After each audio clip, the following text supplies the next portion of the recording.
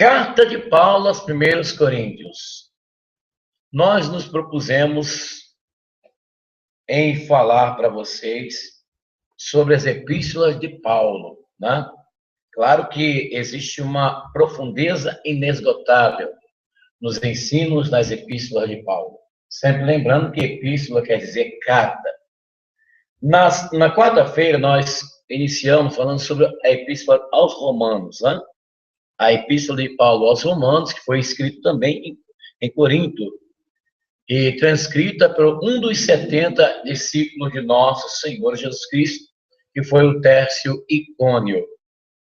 O resumo da carta de Paulo aos Romanos, porque você sabe que a carta foi dirigida para uma igreja sofrida, uma igreja que estava sofrendo perseguição do Império Romano, né? E poderíamos resumir da seguinte maneira: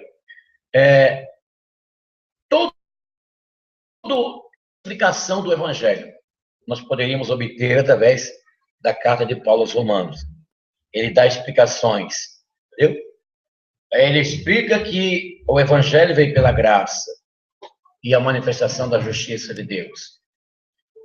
Uma das grandes explicações da fé, da justiça, do amor, né? Que Paulo fala também sobre a caridade ao próximo, e a santificação, e também a doutrina da justificação.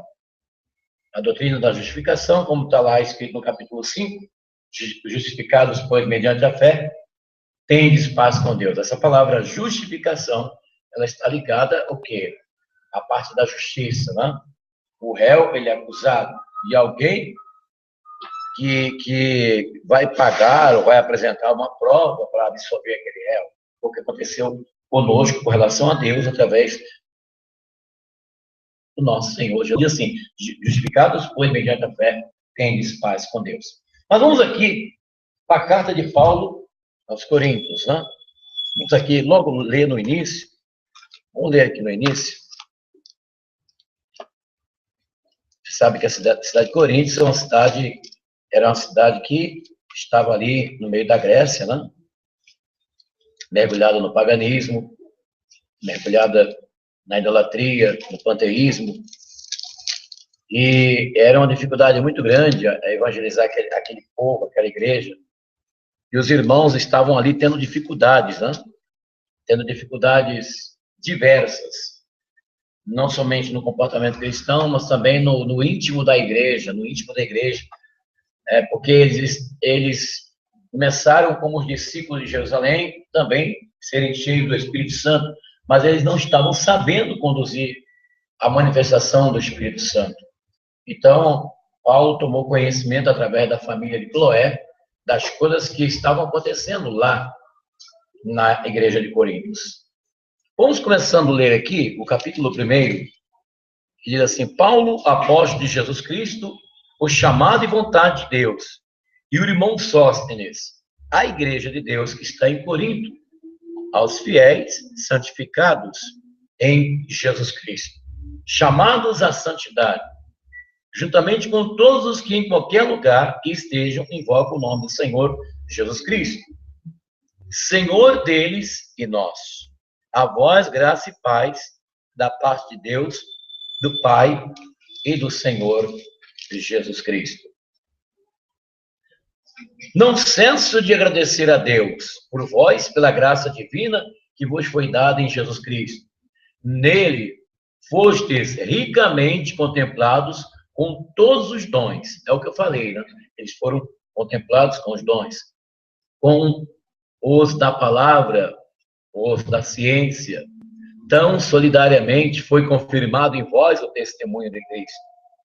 Assim, aguardais a manifestação do nosso Senhor Jesus Cristo, e não vos falta dom algum.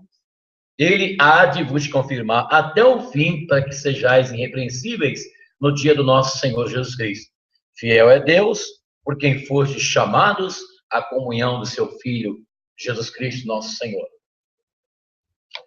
Os historiadores, os estudantes da Bíblia dizem, eu fiz uma pesquisa, mas eu não consegui, mas as informações que eu tive que Paulo escreveu 4 cartas para a igreja de Corinto. Mas no cânon sagrado, na Bíblia, foram compiladas, foram inseridas somente 2 cartas. Eu não sei explicar por que não foi inserida as outras 2, né? Eu ainda vou fazer uma pesquisa sobre isso. Foram 4 cartas que foram escritas para a igreja de Corinto. E não se sabe, segundo as informações que eu tive, a pesquisa que eu fiz, não se sabe aonde estão ou quando desapareceram essas 2 cartas, ou se alguém escondeu, ou se os compiladores, São Jerônimo, na hora de fazer a compilação lá dos livros, se houve separação, se sumiram, não se sabe até agora. Eu, pelo menos, eu não sei, gostaria de saber, mas eu vou pesquisar sobre isso, viu? Vou vasculhar aí, vou entrar nas livrarias, porque eu gosto muito de saber das coisas.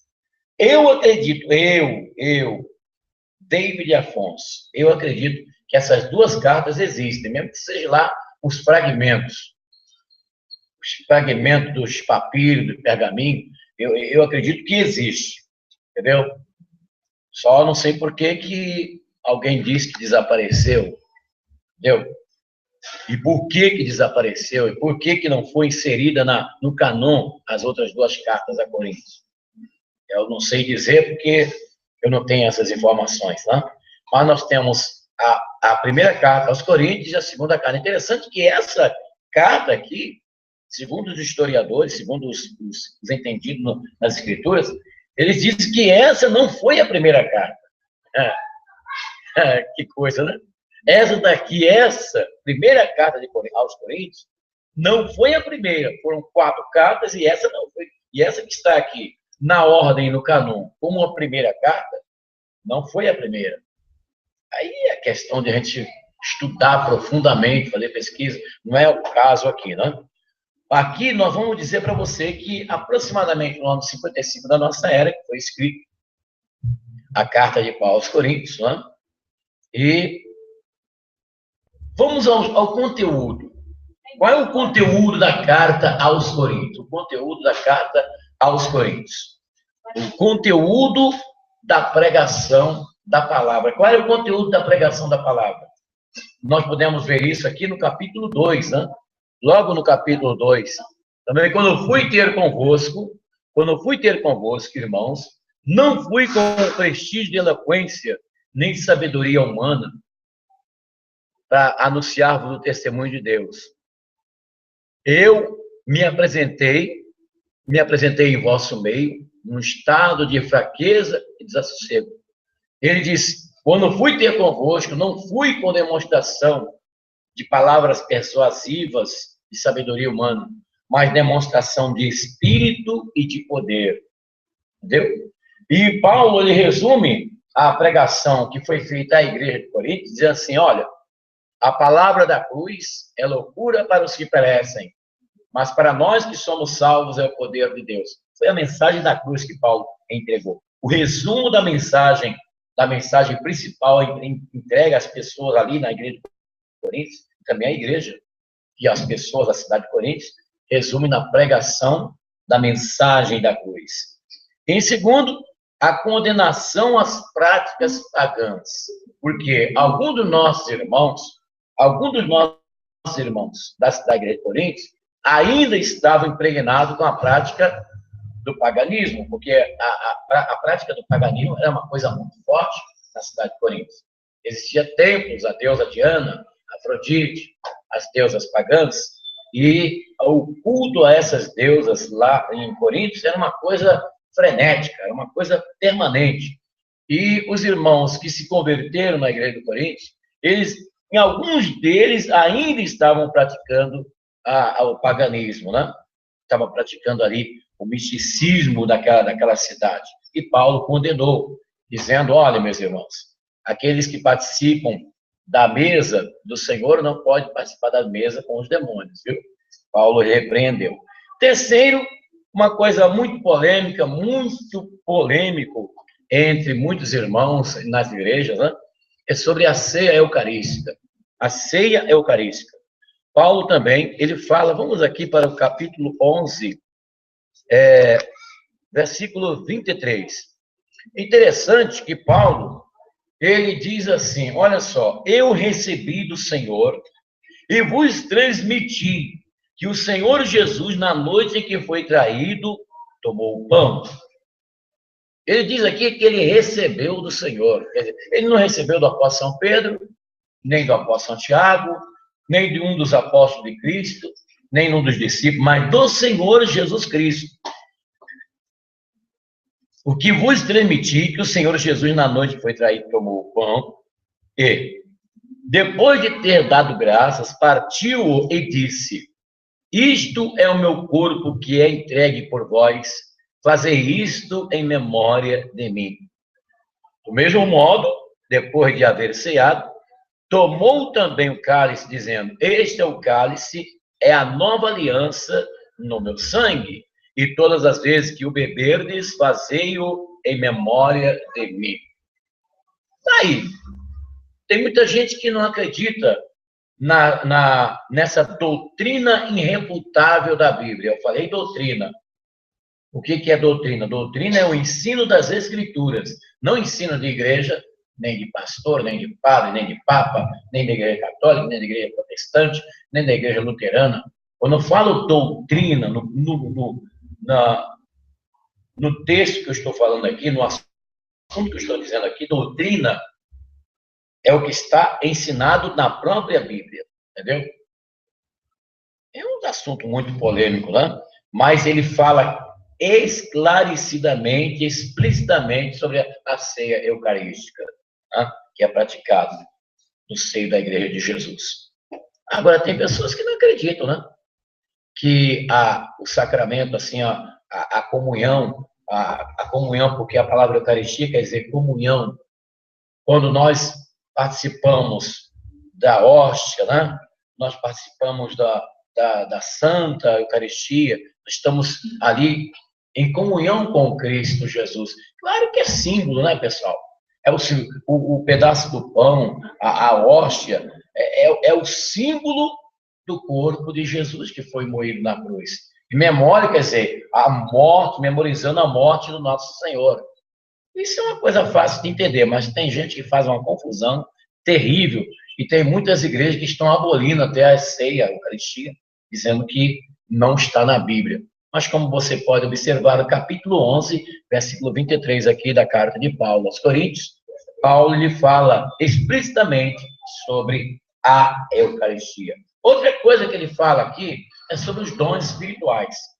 Porque os irmãos ficaram ali, né, recebendo o Espírito Santo, estavam todo eufóricos, sem saber dirigir, sem saber administrar, e aí Paulo doutrinou. Essa doutrina sobre a manifestação do Espírito Santo, dos carismas do Espírito Santo, é a partir do capítulo 12 da carta de Paulo aos Coríntios, que fala a respeito dos dons espirituais, irmãos. Não quero que vivais na ignorância. Sabeis que quando éreis pagãos, vos deixáveis levar conforme vossas tendências aos ídolos mudos. Por isso eu vos declaro, ninguém falando sobre a ação do Espírito Santo, entendeu? Vai dizer que Jesus seja maldito. Ninguém pode dizer Jesus é o Senhor, senão sob a ação do Espírito Santo. Aí nos versículos 4 em diante, ele fala sobre as diversidade dos dons que servem para admoestar, exortar e edificar a igreja de Jesus. Os dons carismáticos do Espírito Santo, que estão aqui, mas não vamos ler por causa do tempo, tá, pessoal? Mas depois você pega a sua Bíblia e você vai ler capítulo 12 da carta de Paulo aos Coríntios. Em quinto lugar, Paulo fala sobre a supremacia do amor, a excelência do amor. E ele diz, olha, meus irmãos, ainda que eu falasse a língua dos homens e dos anjos e não tivesse o amor, eu seria como o bronze que soa, ou como o símbolo que retine. Mesmo que eu tivesse o dom da profecia, conhecesse todos os mistérios e ciência, mesmo que tivesse toda a fé ao ponto de transportar montanhas, se não tiver amor, não sou nada. Ainda que distribuísse todos os meus bens e o sustento dos pobres, e ainda, olha, ainda que eu distribuísse todos os meus bens em sustento dos pobres, e ainda que entregasse o meu corpo para ser queimado, se não tiver amor, de nada valeria. Você note bem, você tem alguns empresários no Brasil aqui, que todo final do ano ele faz assim uma entrega de presentes, né? De presentes para as crianças, aquela festa lá de pagando Natal, né? Aquela festa lá que tem o Papai Noel, e se veste Papai Noel e começa a dar. Então, pelo que você acabou de ouvir aqui, isso aí não é caridade, não, pessoal. Porque Paulo está falando de uma caridade sincera, algo do coração, que flui do coração, algo permanente, não algo assim superficial. Aí sou empresário, eu fiz aqui uma promessa para alguém, eu vou juntar aqui 1000 crianças, vou dar uma bola, vou dar uma boneca. Não é isso não, viu? Vou repetir aqui, ó. Ainda que eu distribuísse todos os meus bens em sustento dos pobres, e ainda que entregasse o meu corpo para ser queimado, se não tiver amor, de nada disso valeria. Então, Paulo está falando aqui da supremacia do amor. Agora, para entender que amor é esse, uma pessoa comum, ela não vai ter o conhecimento, ou melhor dizendo, o entendimento do que seria esse amor. O verdadeiro amor do qual Deus quer que nós tenhamos para compartilhar primeiramente com Ele e com o próximo, esse amor verdadeiro que Deus quer que nós o tenhamos, só teremos a compreensão deste amor quando nós tivermos a nossa vida incondicionalmente entregue a Jesus Cristo. Porque, por teoria, a pessoa vai ter apenas uma ideia, vai ter apenas uma imaginação. Porque a pessoa, para poder ela ter o conhecimento do amor do qual está falando aqui, da supremacia do amor, aí a pessoa tem que ter a sua vida entregue a Jesus Cristo, entendeu? Bom, Paulo prossegue aqui, no capítulo 14, falando sobre a profecia, né? Agora, tem um assunto importantíssimo aqui, né? Que ele encerra a carta falando sobre a ressurreição do povo de Deus. Capítulo 15 da carta aos Coríntios. Doutrina irrefutável da Bíblia, neotestamentariamente falando, ressurreição. Nós não cremos em reencarnação, nós só cremos na ressurreição. E aqui você tem toda a explicação que Paulo expõe, né, para qualquer pessoa, para qualquer cristão do mundo entender como que vai haver o processo da ressurreição, como que vai acontecer no momento que Jesus vir levar o seu corpo para os céus, né? O arrebatamento, a transformação do povo de Deus em corpos incorruptíveis, toda a explicação Paulo expõe aqui no capítulo 15 aos Coríntios. Na próxima quarta-feira, pessoal, na próxima quarta-feira, nós vamos falar sobre a segunda carta de Paulo aos Coríntios. Eu gostaria de ter conhecimento das outras duas cartas de Paulo que não foram colocadas aqui no cânon. Eu gostaria de ter conhecimento. Entendeu?